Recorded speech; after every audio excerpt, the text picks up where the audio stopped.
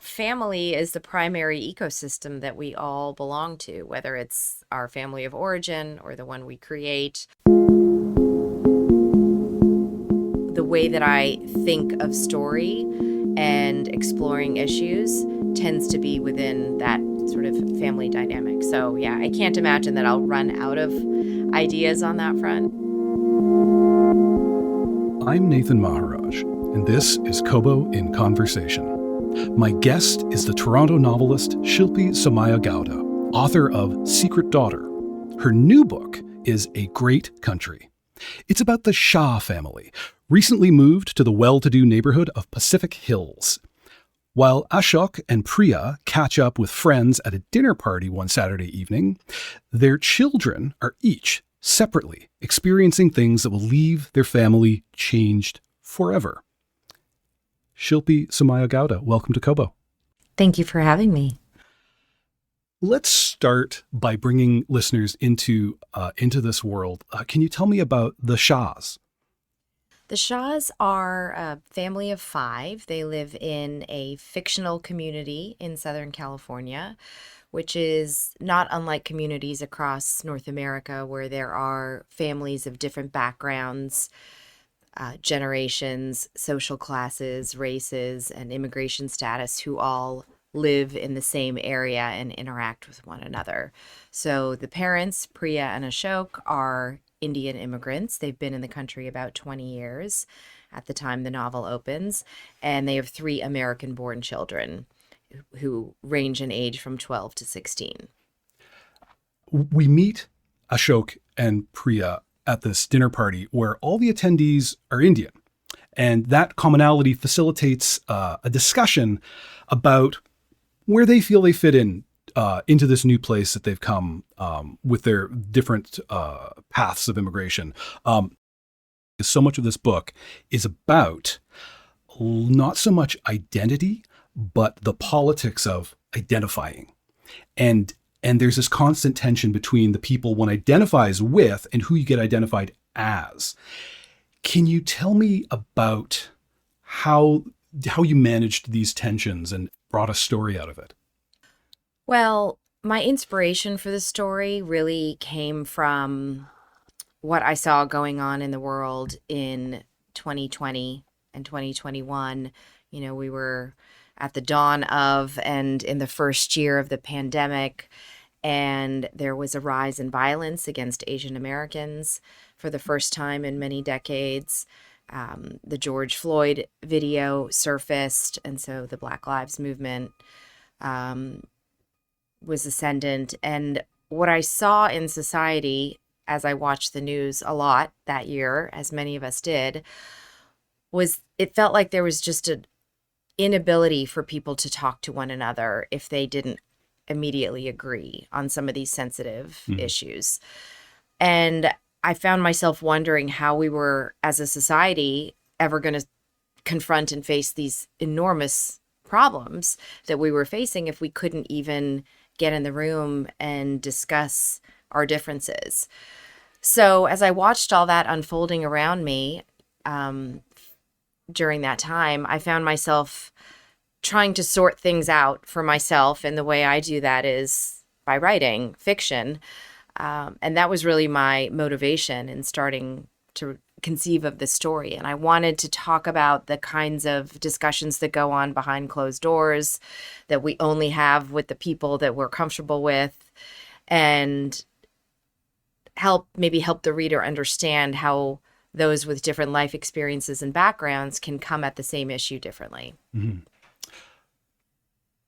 One of the interesting tensions, of course, is that as they feel there, as this group of friends and with their different connections to one another, as they feel comfortable with one another, we start to see how the commonalities are kind of there's a certain amount of choice involved, where the things they choose to set aside.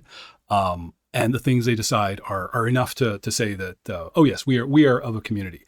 I think, for instance, of the position that Ashok has, where he's not born of high caste, but he's lumped in with these folks, and he's trying to kind of get ahead.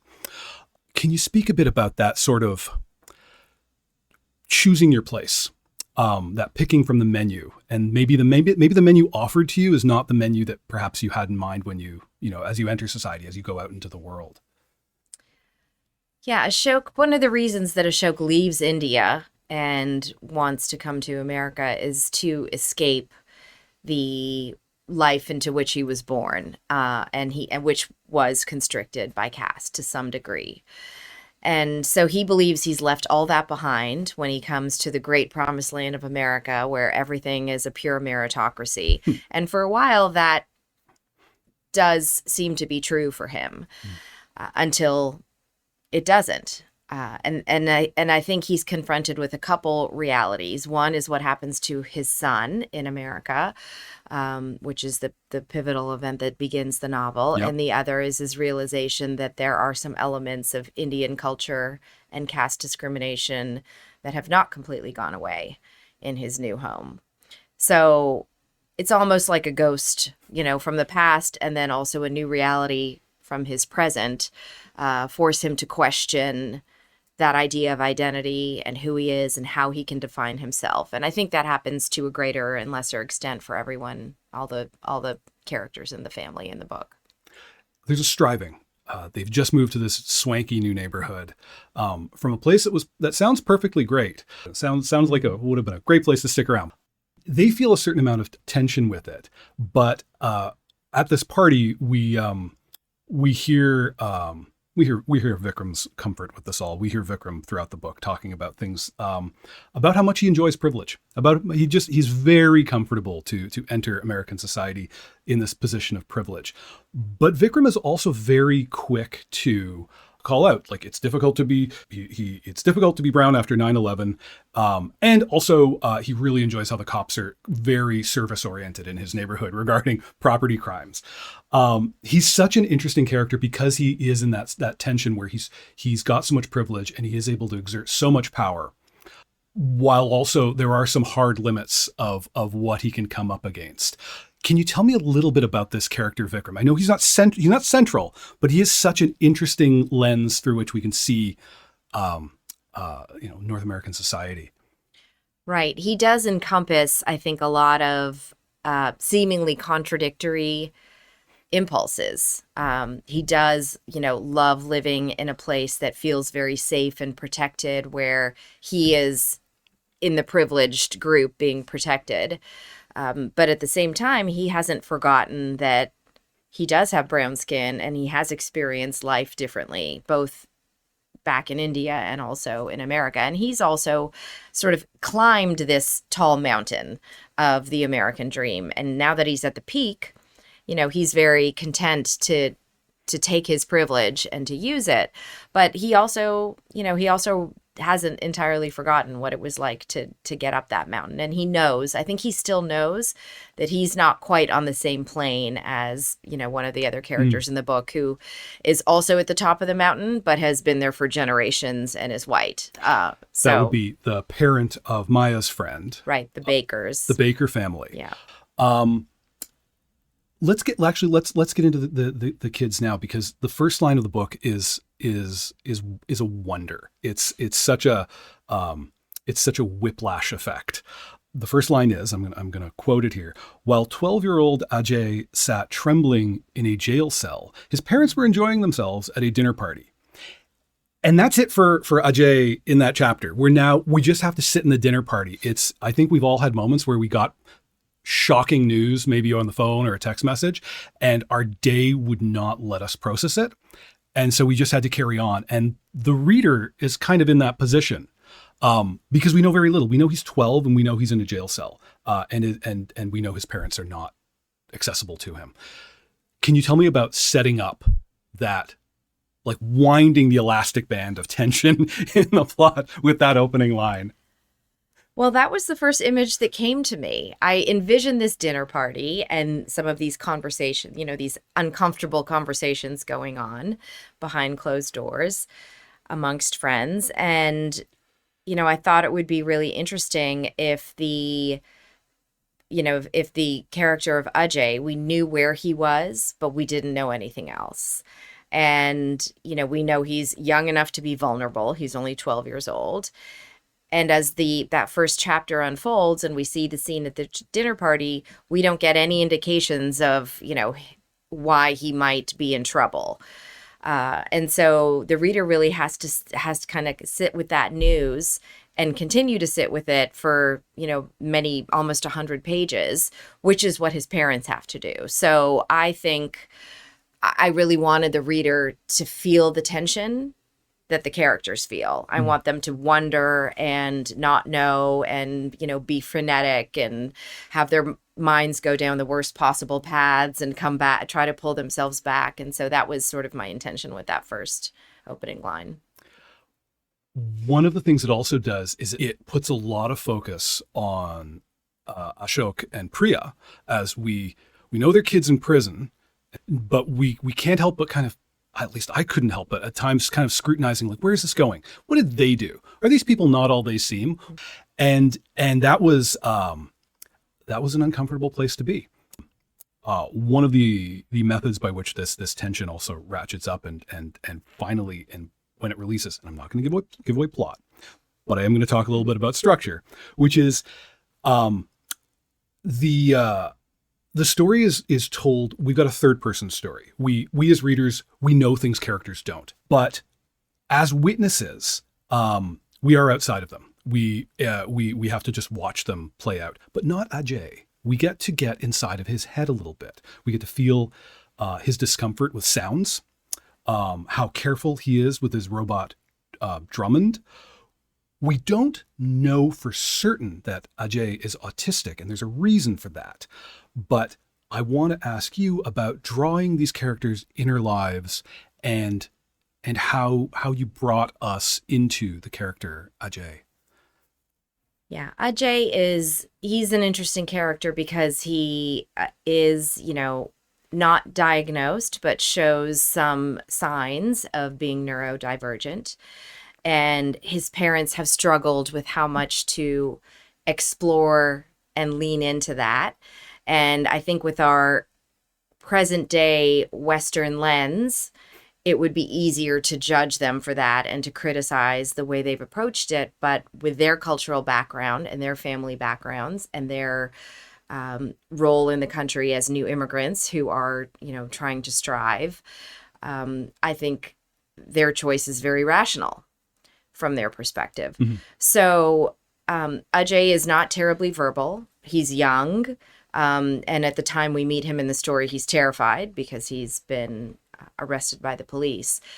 So there was a challenge in trying to show enough of him that the reader would get it. They would understand, what they needed to about his mind and his actions that led to this moment without, having the luxury of being able to, give full interior monologues. Mm.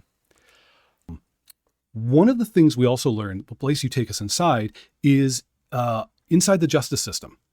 While the investigation around what Ajay is alleged to have done carries out, we as readers get to see the judge, who doesn't see much in the case against this young boy. He sends the detectives out to go do more work here. There's Officer Mateo Diaz. He's an interesting character, being in a tight spot between his inborn compassion for this boy and his partner Jim O'Reilly, who's got a lot of experience, and Mateo, Officer Diaz, has a lot of training in deferring to authority.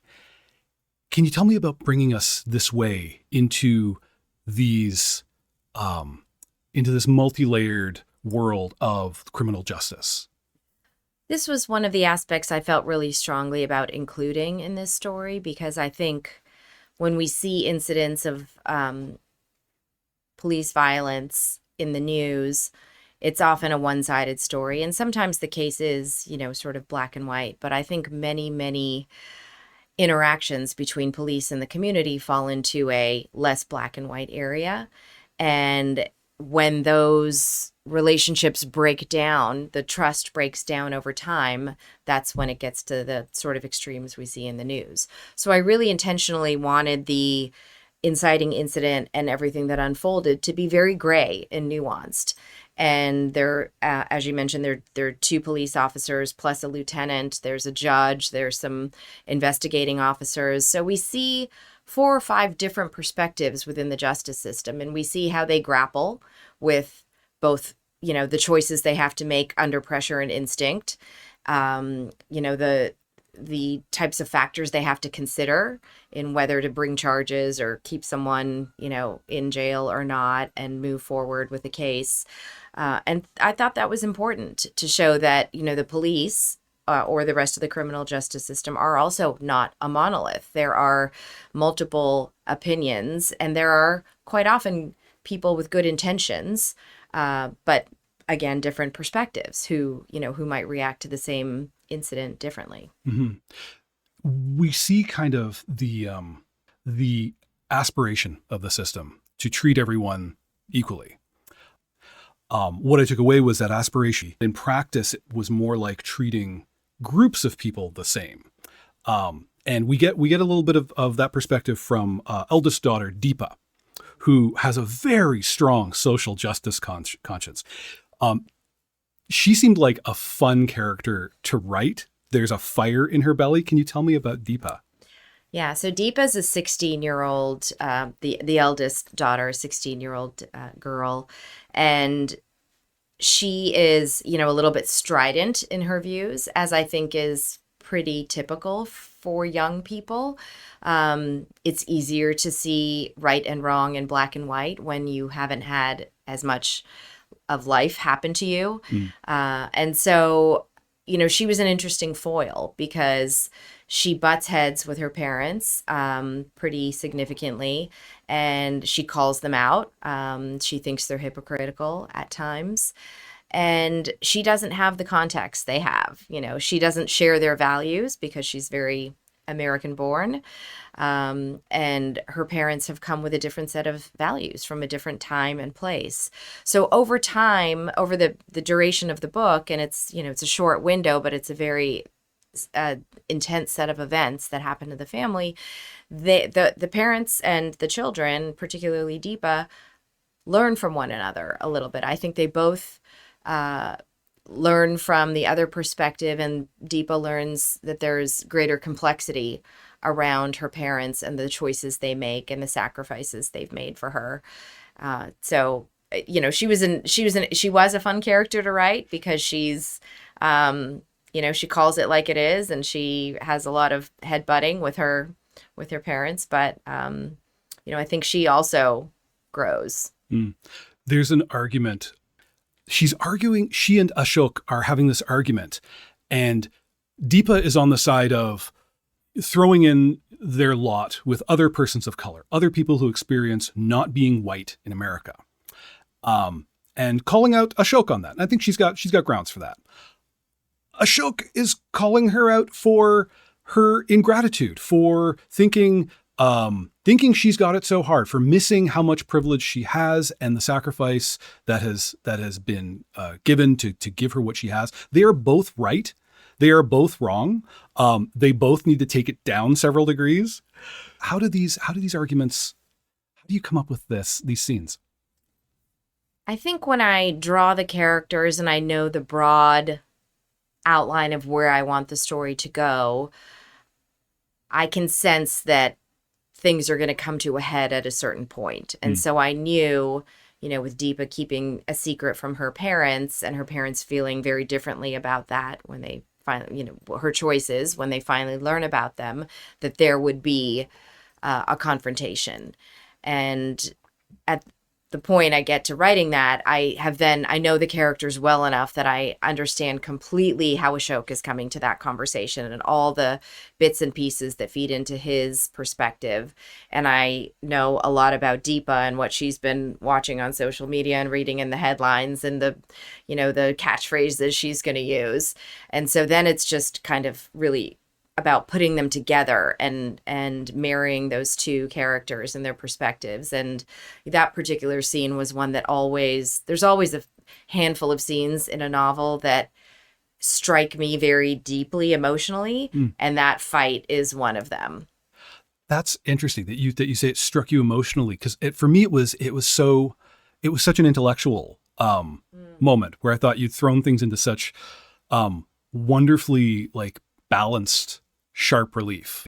This was a really lovely illustration that had equal emotional weight on each side. There you go. See, I've just fallen into the trap. I was like, it's wonderfully intellectual. And then as I actually think about it, it's like, no, it's highly emotional. Yeah. Yeah. I think that's an interesting point. I do think that you can see that as a purely intellectual argument. I could see like two people on a news show debating that issue. I think what makes it emotional for me is these are two close family members and they're wounding each other deeply and they cannot see the other side.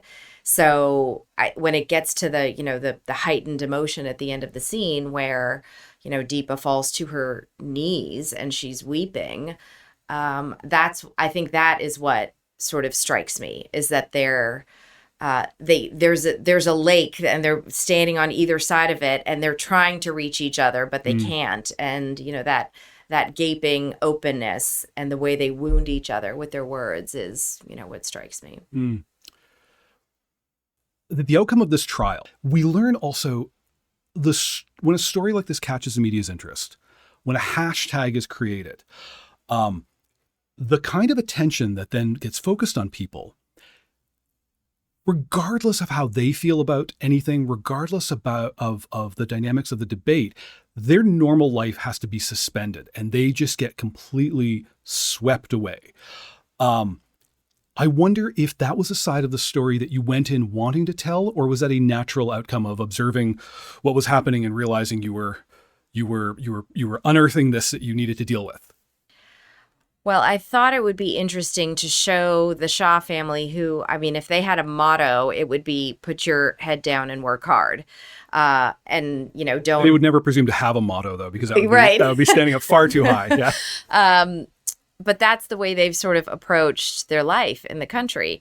So, when the first bad thing happens to them, which, is sort of undercover and under wraps, and it's only known to them, in fact, only to the parents for quite a while, and then the rest of the family, they're very reluctant, to have any sort of outside knowledge or awareness. And then they get thrown into, yes, the criminal justice system and having to hire attorneys and subject their family to all this intrusion, interrogation. Then their neighbors start to know, and then the media comes to town. And so the thing just keeps escalating and escalating. And I think that's what often happens in these cases, that the family doesn't have the luxury of saying, let's sit down and work this first problem out, before the next problem happens. It's just coming at them like a tidal wave. Mm-hmm.